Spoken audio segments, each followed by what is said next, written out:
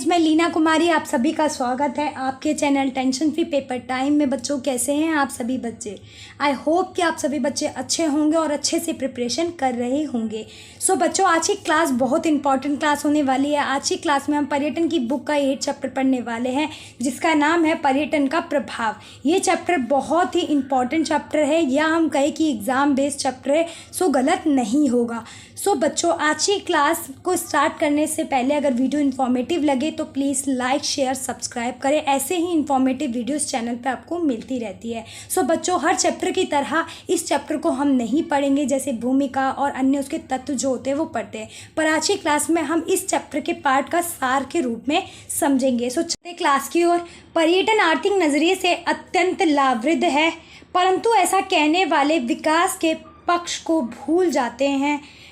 पर्यटन के आर्थिक फ़ायदा उठाने वाले लोग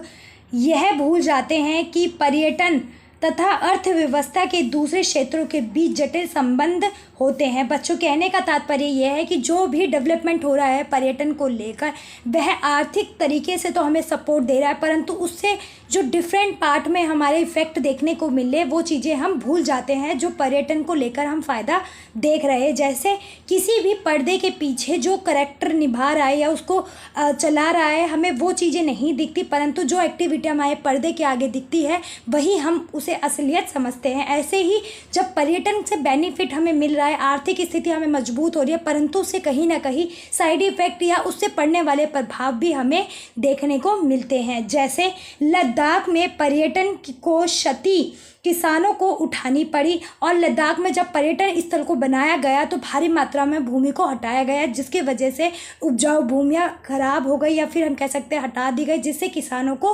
क्षतियाँ पहुँची। साथ ही गोवा में पारंपरिक रोजगार नष्ट हो गए, और गोवा एक तरीके से अब हम सभी को पता ही है कि एक पर्यटन स्थल के रूप में उभर कर आया है, क्योंकि वह प्राकृतिक एरिया से घिरा हुआ है, या हम कह सकते हैं पहाड़ी एरिया से घिरा हुआ है, जिसके वजह से आज उसको देखने के लिए आते हैं। परंतु जो स्थानीय लोग हैं जो उस देश में रहते हैं, उन लोगों का जो रोजगार है वो कहीं ना कहीं कम होता हुआ, या हम कह सकते हैं कि नष्ट होता हुआ दिख रहा है। साथ ही वर्तमान में पर्यटन परियोजना में भूमि के उपयोग और पर्यावरण के हानि को लेकर संघर्ष होता है, और आज इतना वर्तमान में डेवलपमेंट हमें देखने को मिलता है कि कहीं ना कहीं हमारा जो पर्यावरण है वो उसको बचाने के लिए आज हमें प्रयोग करना है, उसको लेकर संघर्ष उत्पन्न हो चुका है। साथ ही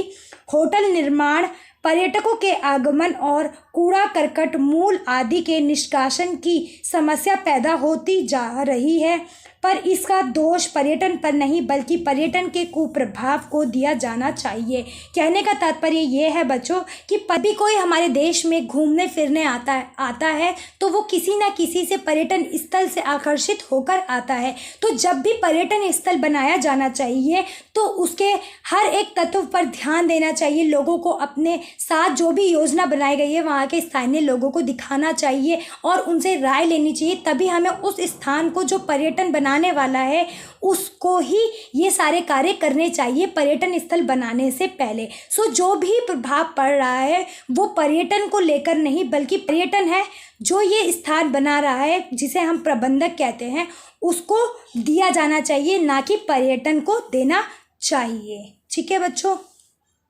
नेक्स्ट पॉइंट है, तीसरी दुनिया के अधिकांश राष्ट्र पर्यटन में हानि वाले रिसाव का ठीक अनुमान नहीं कर पाते हैं। पर्यटन सेवा में अधिसंरचना और सहयोग लागत या तत्व को गिने बगैर बाहरी तथा आंतरिक व्यय को एक साथ मिला दिया जाता है, और द्वितीय विश्व युद्ध के बाद जितने भी देश गुटनिरपेक्षता के रूप में उभर कर आए या फिर अलग हुए, वो सारे देश विकासशील देशों के अंतर्गत आते हैं। आज वो लोग, या उसे हम कह सकते हैं कि वो सारी तीसरी दुनिया के विकसित राष्ट्रीय आज जो भी डेवलपमेंट हो रहा है उसको ठीक ढंग से अनुमान नहीं लगा पा रहे हैं। वो ठीक ढंग से आंतरिक और बाहरी जो भी व्यय होता है, जो भी खर्च होता है या फिर जो भी पूंजी होती है, वो एक ही साथ मिला देते हैं और उसका संरक्षण या फिर हम एक सारणी के रूप में उसका जो डाटा होता है वो ठीक ढंग से संरक्षित नहीं कर पा रहे हैं, जिसके वजह से बहुत सारी चीज़ों का ध्यान तो जा रहा है पर्यटन को लेकर, परंतु कहीं ना कहीं स्थानीय लोग जो उस देश के वासी है उसको भी हमें भारी मात्रा में रोजगार जैसी समस्याओं का सामना करना पड़ रहा है कि इसके वजह से तीसरी दुनिया के जितने भी लोग हैं वो ठीक से अनुमान नहीं लगा पा रहे हैं। उसके वजह से उन लोगों को बहुत सारी समस्याओं का सामना करना पड़ रहा है। ठीक है बच्चों, नेक्स्ट पॉइंट है अपना, आज बढ़ते प्रबंधक ठेकों और विशेष विक्रय अधिकारों के कारण रिसाव और भी बढ़ गया है। कहने का तात्पर्य बच्चों ये है कि जो प्रबंधक है, पर्यटन स्थल जो भी बनाता है, उसने ठेकों के रूप में बनवाना शुरू कर दिया है और या बेचना शुरू कर दिया है, जिसके वजह से आज इतना रिसाव बढ़ गया है कि वह जो ठेकेदार है वो इस तरीके से पर्यटन स्थल बनाए जा रहे हैं कि ये देखते नहीं हैं कि किस प्रकार से इस स्थल को बनाने में क्या क्या क्षति होगी, लोगों के लिए रोजगार मिलेगा नहीं मिलेगा, लोगों को उससे प्रॉफिट होगा या नहीं होगा, वहाँ ऐसी अन्य अवस्थाएं जो प्राथमिक आवश्यकता है वो होगी या नहीं होगी, बिना सोचे समझे वह बनाए जा रहे हैं, जिसके वजह से भारी मात्रा में रिसाव और भी बढ़ गया है। साथ ही निजीकरण में खर्च होने के साथ विदेशी कंपनियां राष्ट्र के भीतर स्तर होकर काम करने लगेगी और स्थानीय व्यय में से अपना अंश बाहर भेजेगी। कहने का तात्पर्य यह है कि जो प्राइवेट सेक्टर है या प्राइवेट कंपनियां हैं वो हमारे या अन्य राष्ट्र में आकर अपने राष्ट्रीय की या अपने हम कह सकते हैं भारी विदेशी कंपनियां स्थापित करती हैं और वहां से जितना भी पैसा अर्न करती है किसी भी पर्यटक या स्थानीय लोगों से, उसमें से अपना अंश अपने देश में भेजती है। साथ ही यह इफेक्ट पर्यटक के मूल में भी लक्ष्य होता है, मतलब कि उनके जो भी पर्यटक बाहर के देश के हो चाहे स्थानीय लोग हो, जो भी पैसे उसे देते हैं उसमें से उसका जो भी अंश होता है या जितना भी अमाउंट उसने उस पैसे में लगाया रखा होता है वो अपने देश में भेजते हैं। ठीक है बच्चों, नेक्स्ट पॉइंट है होटलों में किराए की 2 दरों को लेकर भारत के टूर ऑपरेटर तथा होटलों में हुई बहस। इसका परिणाम है होटल पर्यटकों से मानक डॉलर मूल्य की तुलना में ज़्यादा रुपए ले रहे थे। टूर ऑपरेटर और पर्यटक ने इस व्यवस्था का विरोध किया और इन 2 दरों को समाप्त करने हेतु सरकार से निवेदन किया। बाहरी स्रोतों के दबाव में आकर सरकार ने दोहरे करारोपण मतलब कि पैसों या कर को ख़त्म करने का हुक्म दिया, पर होटल उद्योग ने इसका विरोध किया और जिस प्रकार से होटल जो होते हैं वो पर्यटकों से भारी मात्रा में टूर ऑपरेटर के भी पैसे रिचार्ज करते हैं और अपने होटल के अंदर जो भी प्राथमिक आवश्यकता प्रोवाइड करते हैं उसके भी चार्जेस लेते हैं, परंतु वो चीज़ें उन्हें नहीं देते। तो इस मात्रा में जो भी पर्यटक टूर होते हैं, टूर ऑपरेटर होते हैं एक तरीके से जो पर्यटक को घुमाने ले जाते हैं या फिर उस जगह के बारे में उसे बताते हैं, वो चार्जेस लिया करते थे। कौन? जब होटल बुक करते थे। तो इन दोनों ने ही मिलकर टूर ऑपरेटर और पर्यटक ने गवर्नमेंट से गुहार लगाई है कि ये सारी चीज़ें रोकी जाए और हमसे कर जिस तरीके से मानक रूप में वो पैसे वसूलते हैं या फिर अपने होटल में प्राथमिक आवश्यकताएं देने के लिए पैसे हमसे वसूलते हैं, दोनों चीज़ों के परंतु देते नहीं हैं, उस चीज़ पर रोक लगानी चाहिए और गवर्नमेंट ने भी इसको हुक्म के रूप में इसे रोकने की कोशिश की है और हुक्म दिया है, परंतु इसको लेकर होटल जो भी उद्योग है वो इसका विरोध कर रहे हैं। ठीक है बच्चों, अन्य रूप से पर्यटन का सामाजिक प्रभाव अत्यंत ही जटिल है। अंतर्राष्ट्रीय आधार पर आपसी समझ और संबंध के जरिए किसी भी कीमत पर पर्यटन को बढ़ावा दिया जाए ऐसा विचार विमर्श जारी है, पर इसका साथ साथ सामाजिक प्रभाव भी उभर कर समक्ष आ रहे हैं। पर्यटन के विकास से तीसरी दुनिया के रास्ते में यौन व्यापार, नशीले पदार्थ के व्यापार और लड़कियां खरीदने बेचने का धंधा भी तेजी से विकसित हुआ है। थाईलैंड, नेपाल, श्रीलंका और भारत में पर्यटन का ये नकारात्मक स्वरूप दिखाई पड़ता है। बच्चों, कहने का तात्पर्य यह है कि जिस प्रकार से पर्यटन को लेकर इतनी वृद्धि हो रही है और हर चीज़ों पर आर्थिक स्थिति इससे ज़्यादा इफेक्टेड हो रही है, परंतु उसका जो दूसरा पार्ट है सामाजिक इफेक्ट भी देखने को मिल रहा है। जैसे लड़कियों को बेचा जा रहा है और अन्य धंधों पर भी इसका प्रभाव देखने को मिलता है। वहाँ के रोज़गार कम हो रहे हैं, साथ ही लोगों को रोज़गार तो मिल रहा है परंतु जो स्थायी रोज़गार होना चाहिए, जो उसी देश के लोगों को अपने ही देश में पैसा आए, वो जो रोज़गार उत्पन्न हो रहा था, जो स्किल लोगों के अंदर डेवलपमेंट थी, वो कहीं ना कहीं नष्ट होती दिखाई दे रही है। साथ ही ऐसे बहुत सारे देश हमें देखने को मिलते हैं पर्यटन के आर्थिक विकास के रूप में कि उसने किस प्रकार से अन्य सामाजिक पहलुओं पर प्रभाव डाला है, किस प्रकार से अपना डेवलपमेंट तो किया है, चाहे उसने आर्थिक स्थिति पे किया है, सामाजिक स्थिति पे किया है, पर्यावरणीय स्थिति पे किया है, परंतु उसका जो सबसे बड़ा इफेक्ट देखने को मिला है वो समाज पर मिला है। उनका रहन सहन, खान पीन और अन्य वो चीज़ें जो पर्यटक या फिर एक पर्यटक प्रभावित होता है किसी भी बाहर के आए विदेशी पर्यटक से, और साथ ही लड़कियों का बेचना और ऐसे अन्य काले कानून या फिर हम कह सकते हैं काला बाजारी के रूप में जिस प्रकार से वृद्धि हो रही है वह भी देखने को मिलती है पर्यटन के वजह से। और लड़कियों को बेचने वाले जो धंधा है वो कहीं ना कहीं हमें थाईलैंड, नेपाल, श्रीलंका और भारत में भारी मात्रा में देखने को मिलता है, जो यह एक नकारात्मक रूप में उभर कर आता है। ठीक है बच्चों, संदर्भों में कलाकृतियों के व्यापार के कारण हमारी स्थापत्यगत विरासतों का पतन हो रहा है और इसकी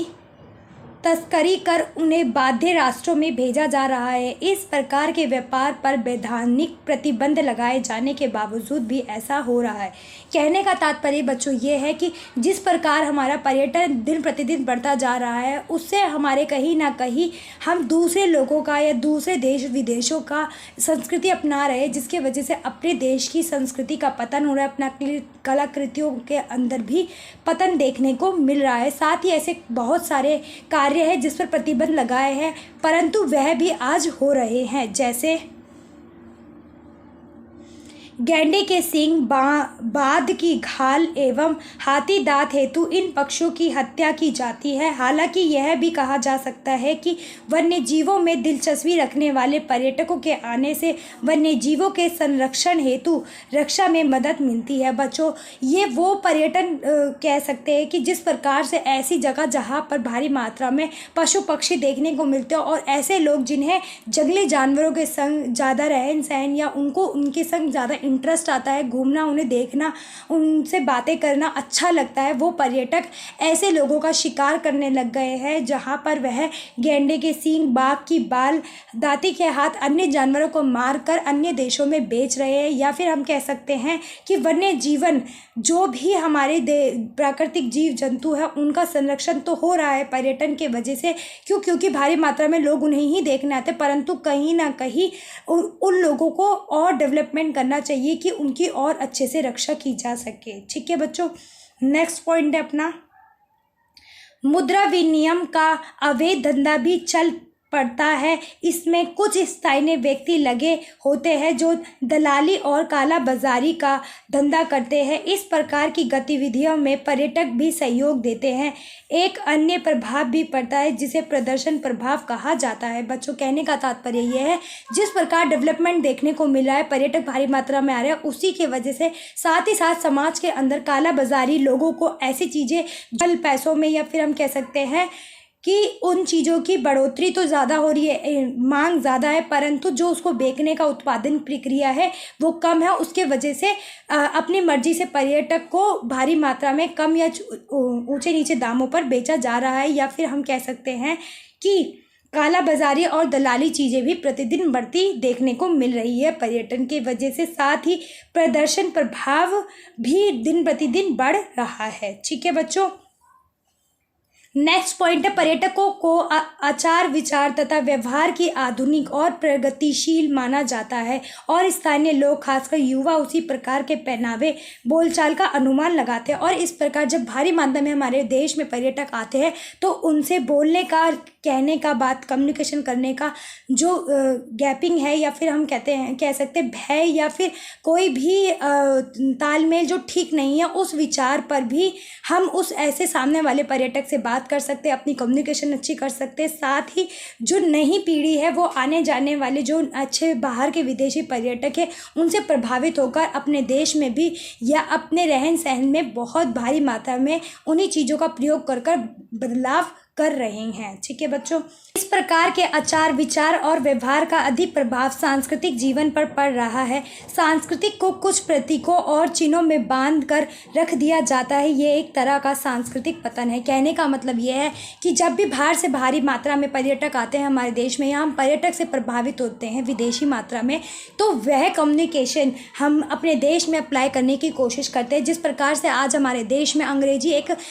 इम्पॉर्टेंट हो गई है हर जगह हर चीज़ में, वैसे ही आज हमारे देश में जिस प्रकार से सांस्कृतिक और हिंदी बोली जाती थी वो कहीं ना कहीं संस्कृति धीरे धीरे लुप्त हो गई है। अंग्रेज़ों ने या अंग्रेजी भाषा ने ले लिया है, जिसके वजह से आज हमारी जो बोलने या कम्युनिकेशन है, जो सांस्कृतिक हमारे बुज़ुर्गों से हमें प्राप्त हुई है या हमारा इतिहास से हमें प्राप्त हुई है या हम इतिहास से चलती उस प्रक्रिया को आज भी कंटिन्यू कर पा रहे हैं, वो उस चीज़ का धीरे धीरे पतन हो रहा है और नई नई चीज़ें या नई नई लोग नई नई भाषाएं हमारे देश या राष्ट्र में जुड़ रही है। ठीक है बच्चों, सांस्कृतिक तत्वों को प्रतीकों एवं जातीय चिन्हों में परिवर्तित कर दिया जाता है। अनेक ट्रैवल अभिकर्ता अपनी प्रचारात्मक पुस्तिकाओं में जातीय स्वरूप की अपनी प्रकार से व्याख्या करते हैं। बाहर लोग मतलब बाहर के विदेशी लोग को आकर्षित करने हेतु एवं उन्नति अभिकर्ता अपनी प्रचारात्मक पुस्तिकाओं में अवधारणाओं को स्पष्ट करने हेतु कुछ जातीय प्रतीकों का उपयोग करते हैं। बच्चों, कहने का तात्पर्य यह है कि जिस प्रकार से सांस्कृतिक तत्वों को हम कहीं ना कहीं विकसित कर रहे हैं या फिर नष्ट कर रहे हैं और नई भाषा या नई संस्कृति को जोड़ रहे हैं, उससे जितने भी भारी मात्रा में पर्यटक आकर्षित होते हैं, उन चीज़ों को बार बार जाति के रूप में, उनके प्रतीकों के रूप में उनके सामने रखा जाता है। जैसे हिंदू, मुस्लिम, सिख, ईसाई, बहुत सारे हमारे धर्म होने के बावजूद भी जो भारी मात्रा में अन्य जगहों पर अन्य ऐसे प्रतीक का यूज़ किया जा रहा है या फिर हम जाति का यूज़ कर रहे हैं, हमारे जो पर्यटक के है वो उनको आकर्षित करने के लिए, तो भारी मात्रा में उनको उन्हीं से रूबरू कराया जा रहा है कि अगर उनको पर्यटक को हिंदी भाषा ज़्यादा अच्छी लगती है तो अपनी प्रचार प्रक्रिया में भाषा हिंदी का प्रयोग किया जा रहा है। अगर किसी को पंजाबी अच्छी लगती है, उन्हें पंजाबी प्रचार के रूप में अपनी ओर आकर्षित किया जा रहा है। ठीक है बच्चों,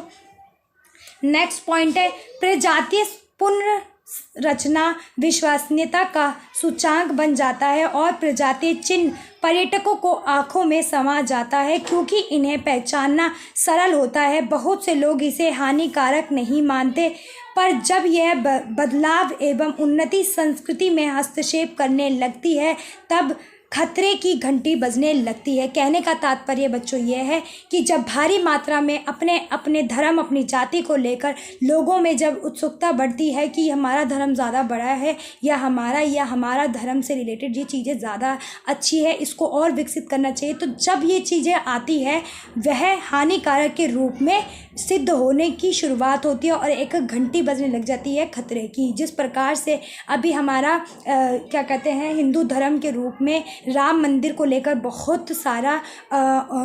सारी चीज़ें उभरी थी, उसके लेकर कि हिंदू धर्म से रिलेटेड यहाँ पर धर्म स्थल बनना चाहिए, यहाँ पर मुसलमान का होना चाहिए, बहुत सारे ऐसे धर्मों या को लेकर हिंदू मुस्लिम को बीच में वाद विवाद छिड़ा हुआ था कि यहाँ पे ये नहीं, ये बनना चाहिए। तो यही वो एक ऐसा तत्व या प्रतीक के रूप में, जाति के रूप में उभर कर आता है जब वह प्राकृतिक में डेवलपमेंट शुरू होता है और उस पर्यटन स्थल को प्रजाति के रूप में या फिर जाति के रूप में उभारा जाता है, तो वो कहीं ना कहीं खतरनाक सिद्ध होता है। चाहे वो स्थानीय लोग हो, चाहे वो बाहर के विदेशी लोगों के लिए हो, वो कहीं ना कहीं अन्य लोगों को, स्थानीय लोगों को ज़्यादा प्रभावित करता है। ठीक है बच्चों, और इस प्रकार पर्यटन के प्रभाव हमने अलग अलग क्षेत्र में अलग अलग देखे। जैसे पर्यटन का आर्थिक प्रभाव, सामाजिक और सांस्कृतिक असर, पर्यटन पर पर्यावरण के प्रभाव, ये तीनों ही टॉपिक हमने चैप्टर के थ्रू पढ़े थे। आप लास्ट वीडियो देख सकते हैं बच्चों, जो हमने पर्यावरण पे पढ़ी थी, उससे पहले वाली समाज और उससे पहले आर्थिक के मुद्दों पर हमने देखा था कि किस प्रकार से पर्यटन में प्रभाव पड़ता है जब आर्थिक स्थिति होती है, चाहे सामाजिक संस्कृति में चेंजेस होता है, लोग नई नई चीज़ों को अपनाने लगते हैं, अपनी भाषा को छोड़ देते हैं, अपने खान पीन में चेंजेस कर लेते हैं और अन्य चीज़ों पर इन्वेस्टमेंट होने लग जाता है। बाहर की चीज़ें हमारे देश में आकर और विकसित होने लगती है, रोजगार मिलता है और जिस प्रकार से जब चीज़ें होती हैं तो कहीं ना कहीं हमारा पर्यावरण भी प्रभावित होता है। ये सारे ही पॉइंट्स हमने लास्ट क्लास में अच्छे से रीड आउट किए थे और अच्छे से समझे थे, तो आप लास्ट क्लास जाकर देख सकते हैं। सो ये वही ऐसे सारे तत्व है बच्चों जो हम इस चैप्टर में प्रभावित प्रभाव के रूप में देख रहे हैं। अब चलते हैं हम इसके कुछ इम्पॉर्टेंट पार्ट की और, जो है पर्यटन वहन क्षमता। ये टॉपिक यूनिक था, इसके वजह से मैंने इसको अलग से ही डिस्क्राइब करने की कोशिश की है। जैसे पर्यटन के प्रोग्राम को यदि सुनियोजित और नियंत्रित ढंग से व्यवस्थित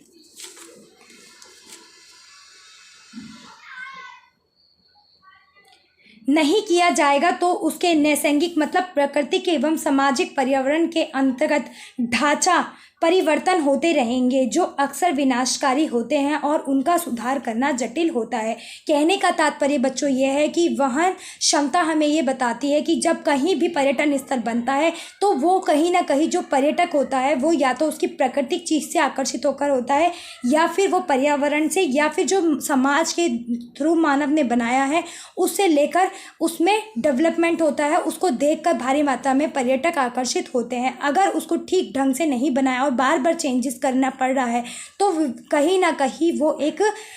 विशाल या हानिकारक सिद्ध हो सकता है, जिसे सुधारना बहुत ही जटिल हो जाएगा। ठीक है बच्चों, नेक्स्ट पॉइंट है अपना, एक प्रमुख समस्या यह है कि पर्यटन से हुए फायदा को आर्थिक तराजू पर तोला जाता है, परंतु पारिस्थितिकी कारणों को इस तुलना पर नहीं तोला जाता, अतः इसे नज़रअंदाज कर दिया जाता है। कहने का तात्पर्य बच्चों ये है कि जिस प्रकार पर्यटन के आर्थिक सिद्धांत से हमें या हमारे स्थानीय देश को या फिर विदेशों को प्रॉफिट होता है तो वो उसके अंदर डेवलपमेंट करना शुरू कर देते हैं, उसको तराजू पे तोलने लगते हैं कि ये चीज़ें उद्योग ज़्यादा दे रही है, रोजगार ज़्यादा दे रही है, लोगों को आर्थिक स्थिति में सपोर्ट मिल रहा है, वो चीज़ का भार देखा जाता है। परंतु उससे पड़ने वाले जो भी नेगेटिव इफेक्ट है वो कहीं ना कहीं हम नज़रअंदाज कर देते हैं, या उसको तराजू में नहीं तोला जाता कि इससे क्या क्या साइड इफेक्ट या इफेक्ट पड़ेंगे डेवलपमेंट करने पर। ठीक है बच्चों, नेक्स्ट पॉइंट है अपना, प्रत्येक स्थलों की अपनी पारिस्थितिकी व्यवस्था और वहन सामर्थ्य होता है, इन्हें इस तरह रेखांकित किया जाता है। और पर्यटक का जो भी स्थल बनाया जाता है पर्यटकों के लिए, पर्यटन, तो उसकी क्षमता होती है कि वे किस प्रकार से उसका यूज़ किया जा सकता है, उसमें लोग आ सकते हैं या फिर कितने लोग उस चीज़ से प्रभावित होते हैं। जैसे सार्वजनिक सुविधाएं एवं उपयोगिताएं आमतौर पर स्थानीय जनता की ज़रूरतों के अनुसार बनाया जाता है। जब भी पर्यटन चीज़ को बनाया जाता है तो वो उस तक पहुंचने के लिए उससे इफेक्टेड चीज़ें जो भी है, चाहे आवास है, चाहे खान पीन है, चाहे परिवहन है, या फिर वहाँ के स्थानीय लोगों का रोजगार है, वो उस तरीके से सुयोजित किया जाता है या नियम कानून बनाया जाता है जिससे भारी मात्रा में स्थानीय लोगों की ज़रूरतों को पूरा किया जा सके। ठीक है बच्चों, नेक्स्ट पॉइंट है, स्थानीय विशेष की पारिस्थितिक या पर्यावरण या अपने सांस्कृतिक और सामाजिक परिवेश में सुख सुविधा संतोष तथा आत्मसम्मान के साथ रहने की लोगों की सामर्थ्य है। बच्चों, कहने का तात्पर्य यह है कि पर्यटन को इस तरीके से बनाया जाना चाहिए या कि पर्यावरण भी दूषित ना हो, सांस्कृतिक चीज़ें भी नष्ट ना हो और उसको और उभाया जा सके, सामाजिक रूप से वो परिवेश में रहे और उसको कोई भी हानि ना हो, सुख सुविधा वहाँ बनी रहे, संतोष बना रहे और आत्मसम्मान से लोग वहाँ रह सके या फिर वहाँ घूम सके। ठीक है बच्चों, कोई विशेष स्थान अपने नैसर्गिक मतलब प्राकृतिक और मानवीय आकर्षण को बरकरार रखते हुए आने वाले लोगों का जो भार सहन करती है वह प्रक्रिया वहन क्षमता कहलाती है। कहने का तात्पर्य बच्चों यह है कि जब भी पर्यटक को देखकर जब भारी मात्रा में यात्रा की जाती है पर्यटन स्थल पर, या तो वह प्राकृतिक तौर पर की जाती है या मानवीय तौर पर जो मानव ने बनाई है उससे प्रभावित होकर पर्यटक यात्रा करने आता है। जब वो यात्रा करना आता है, अगर भारी मात्रा में आ रहा है तो भारी मात्रा में उस स्तर पर भीड़ होगी, और जब भीड़ होगी तो बहुत सारी चीज़ें प्रभावित होगी। एक पहलू पे आर्थिक स्थिति मजबूत होगी, रोजगार मिलेंगे, लोगों को बहुत सारी प्राथमिक आवश्यकताएं पूरी की जाएगी, सर्विसेज दी जाएगी, तो वहीं उसके इफेक्ट भी देखने को मिले। कूड़ा करकट ज़्यादा होगा, प्रदूषण ज़्यादा होगा, एलर्जी, इन्फेक्शन जैसी चीज़ें, बहुत सारी चीज़ें देखने को मिलती है। जब ये दोनों चीज़ें मिलती है तो वह वहन क्षमता कहलाती है। ठीक है बच्चों, और वो प्लेस एक तरीके से उसका भार उठाने के लिए सक्षम हो जाता है। ठीक है, पर्यटन का नज़रिया सरल होने के बावजूद को निम्न कारणों से क्रियावंत करना अत्यंत ही जटिल है। बच्चों, इतने सारी चीज़ों से गुजरने के बाद भी उसका क्रियावंत करना बहुत ही जटिल है। जैसे पर्यटन कारण और पर्यावरण पर पड़ने वाले उनके प्रभावों के मध्य अनौपचारिक मतलब इनफॉर्मल चीज़ें समृद्धि की पड़ताल करना, और इससे कि किस प्रकार से पर्यटन में अगर डेवलपमेंट हो रहा है, यात्रा ज़्यादा मात्रा में घूमने आ रहे हैं तो उससे पर्यावरण या अन्य चीज़ों पर प्रभाव पड़ रहा है, तो उस चीज़ को भी सुधारना चाहिए। और कम चीज़ों का प्रयोग करते हुए जिस प्रकार से एक चीज़ से दूसरी चीज़, जैसे पर्यावरण को ही हम ले लेते हैं, उसका एक उदाहरण ले लेते हैं। जब भी कोई पौधा उगाया जाता है तो उसके बीज को मिट्टी में उगाया जाता है। जब मिट्टी में उगता है तो छोटा सा पौधा निकलता है, पौधे से तना बनता है, तने से पत्ते और फिर फूल निकलते हैं। उसी प्रकार से जब ये तीनों एक एक करके प्रक्रिया से गुजरता है, उसी प्रकार से जब पर्यटन का निर्माण किया जाता है तो वो अन्य पहलुओं को ही नहीं बल्कि आर्थिक स्थिति को ज़्यादा इम्पोर्टेंस देता है, बाकी अन्य चीज़ों को कम देता है। तो हमें उन चीज़ों को भी ध्यान देना चाहिए। ठीक है बच्चों, नेक्स्ट पॉइंट है, जो कुछ जटिल होता है उसके अनुसार बदलाव करने की समस्या एवं वहन क्षमता कई पर्यटन कारकों और पर्यटन क्षेत्र की विविधि सामाजिक, आर्थिक तथा पर्यावरणीय विशेषताओं का एक क्रियाकलाप है। इसमें पर्यावरणीय विशेषता निम्नलिखित है। इन सब चीज़ों को तो ध्यान में रखा जाता है, परंतु सबसे ज़्यादा जो इम्पोर्टेंस है वो हमारा पर्यावरण है, जिससे हम लोग जीवित रहते हैं और अन्य जीव जंतुओं पर इफेक्ट ना पड़े। अगर हम डेवलपमेंट कर रहे हैं, अपनी आकांक्षाओं को पूर्ण करने के लिए डेवलपमेंट कर रहे हैं, तो हमें सबसे ज़्यादा ध्यान अपने पर्यावरण को देना चाहिए। साथ ही सामाजिक तथा राजनीतिक संगठन की कार्य क्षमता को भी ध्यान में रखना चाहिए। पर्यटक अधिसंरचना विकास का स्तर बन रहा है, दिन प्रतिदिन उसके अंदर डेवलपमेंट होता हुआ हमें दिखाई दे रहा है। क्षेत्र में आर्थिक विकास का स्तर बढ़ रहा है, क्षेत्रीय लोगों को रोजगार प्राप्त हो रहा है, जिससे आर्थिक विकास बढ़ता हुआ देखा जा सकता है। साथ ही जलवायु, स्थलाकृति, पशु पक्षी, पेड़ पौधे, ये हर एक चीज़ें मिलकर किसी स्थान विशेष के पर्यटक मांग की आपूर्ति की क्षमता करती है। बच्चों, कहने का तात्पर्य यह है कि ये वो सारे तत्व हैं जो भी पर्यटक की इच्छा को या प्राथमिक आवश्यकता को पूर्ण करती है, और इसी से पर्यटक भारी मात्रा में आकर्षित होकर उस स्थल पर पहुंचते हैं और अन्य चीज़ों पर इफेक्ट देखने को मिलता है। ठीक है बच्चों, अब चलते EIA यह किसी भी नई पर्यटन परियोजना पूर्व कार्यक्रम को तैयार करने से पहले का अभ्यास, जिसे पर्यावरण प्रभाव मूल्यांकन अथवा EIA इन्वायरमेंटल इम्पैक्ट असेसमेंट कहते हैं, करने के पश्चात इसे जनता के सम्मुख रखना चाहिए और किसी भी तरह के अंतिम निर्णय पर पहुंचने के से स्थानीय जनता की राय अवश्य जाननी चाहिए। कहने का तात्पर्य बच्चों ये है कि जब भी कोई पर्यटन स्थल बनता है तो उससे पहले उस स्थल पर बनने की जो प्रक्रिया है वो जनता के साथ शेयर करनी चाहिए। क्या इम्पैक्ट पड़ना चाहिए जो पर्यावरण पर पड़ रहा है, उसके बारे में चर्चा करनी चाहिए कि उससे जो पर्यटन स्थल बन रहा है वो कहीं ना कहीं किसी कृषि के लिए ज़रूरी तो नहीं, कोई हमारी कृषि का तो नुकसान नहीं हो रहा, या उस स्थल पर रोजगार तो नष्ट नहीं हो रहा। ऐसे अन्य तत्वों को ध्यान में रखते हुए ये संस्था उन सभी पहलुओं को ध्यान में रखते हुए जनता से विचार विमर्श करती है और उस पर्यटन स्थल का कार्यक्रम तैयार करने में या बनाने में सपोर्ट करती है। ठीक है बच्चों, किसी स्थान विशेष की पर्यटन वहन क्षमता विकास का आदर्श स्तर निर्धारित करने में सहायक हो सकती है, परंतु इसके साथ उपयुक्त विधि और नीतियाँ भी समृद्ध होनी चाहिए। इसकी कार्यक्षमता बनाए रखने हेतु नियमित तौर पर इसकी निगरानी और मूल्यांकन करते रहना चाहिए। ऐसा कम ही किया जाता है तथा सरकार एवं पर्यटन नीतियाँ नियोजक साधारणतः इन्हें नज़रअंदाज कर देती है। जब भी कोई स्थल हमारा बनता है पर्यटन की वह वहन क्षमता है उसके अंदर या नहीं, वहाँ पर रोजगार तो नष्ट नहीं हो रहा, पर्यावरण कहीं दूषित तो नहीं हो रहा, उसकी निगरानी करनी चाहिए कि अगर हम पर्यटन स्थल बनाते हो, अगर वो बन जाता है तो रोजगार कितने लोगों को मिल रहा है, उससे डेवलपमेंट हो रहा है या नुकसान हो रहा है, या उससे इम्पैक्ट पड़ रहा है हमारे पर्यावरण को, वो सारे ही एक सारणी के रूप में उसको देखना चाहिए, उसका मूल्यांकन करना चाहिए। परंतु आज हमारी सरकार ये चीज़ें नहीं करती, इसे नज़रअंदाज करती है, जो नहीं करना चाहिए। ठीक है बच्चों, उसका जो कार्य सौंपा गया है वो EIA को सौंपा गया है कि वो चीज़ें देखें। ठीक है, नेक्स्ट पॉइंट है, भारत में बनाई गई नई पर्यटन नीति के अंतर्गत इस बात पर अधिक जोर दिया गया है कि जो क्षेत्र प्रतिबंधित हैं उन्हें पर्यटन के लिए खोल दिया जाना चाहिए। पर्यटन स्थल बहुत सारे भारत के अंदर, तो जिन चीज़ों पर पर्यटन स्थल पर मतलब जिन पर्यटन स्थलों पर प्रतिबंध लगाया गया था पर्यटकों के लिए, उसे खोल देना चाहिए, जिससे भारी मात्रा में हमें रोजगारी प्राप्त हो सके, आर्थिक स्थिति मिल सके, मुद्रा प्राप्त हो सके, विदेशी अन्य चीज़ें प्राप्त हो सके, इस और इफेक्ट भी ना पड़े उन पर्यटन स्थलों को पर्यटकों के लिए खोल देना चाहिए। ठीक है बच्चों।